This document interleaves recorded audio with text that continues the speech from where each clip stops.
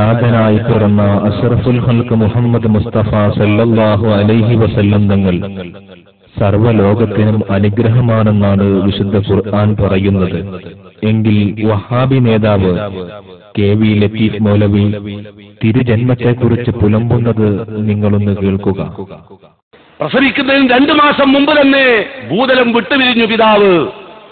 നമ്മളാണ് എന്ത് പറയും, ചെക്കന്റെ വയറ്റിൽ ഊറിയപ്പോഴേക്കും തണ്ട തെറിച്ചുപോയി. അവിടുന്ന് തന്നെ തുടങ്ങാം.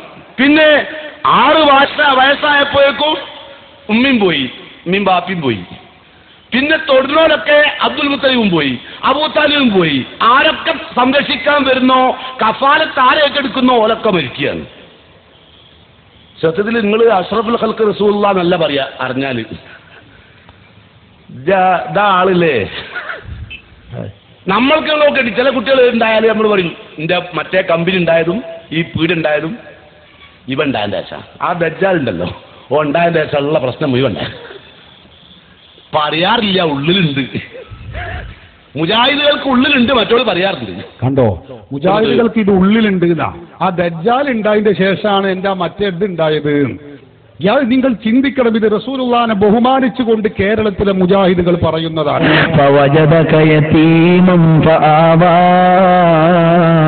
അല്ലയോ നബിയെ, യതീമായപ്പോ മറ്റെല്ലാവരെയും സംരക്ഷിക്കുന്നത് അല്ലാഹ് തന്നെയാണ്. പക്ഷേ നബിതങ്ങൾക്കുള്ള സംരക്ഷണം സാധാരണ സംരക്ഷണമല്ല. യതീമല്ലെങ്കിലും സംരക്ഷണം അല്ലാഹ് തന്നെയാണ്, യതീമാണെങ്കിലും സംരക്ഷണം അല്ലാഹ് തന്നെയാണ്. പക്ഷേ തങ്ങൾക്കൊരു സ്പെഷ്യൽ പരിചരണമുണ്ടെന്ന് പറയാനല്ലേ ഖുർആനിൽ അല്ലാഹ് പറഞ്ഞത്, ഫവജദക യതീമൻ ഫആവാ فوجدك ضالا فهدى أي ضالة فهدى. വഴിയിൽ വീണ മുത്തുപോലെ മാതാവ് വഫാത്തായി, പിതാവ് നേരത്തെ പോയി, വലിയുപ്പയും വിടവാങ്ങി. അപ്പോഴവിടുന്ന് പരിചരണം നൽകിയത് നബിയേ, അവിടത്തെയോടുള്ള സ്പെഷ്യൽ പരിഗണനയാണ് നബിയേ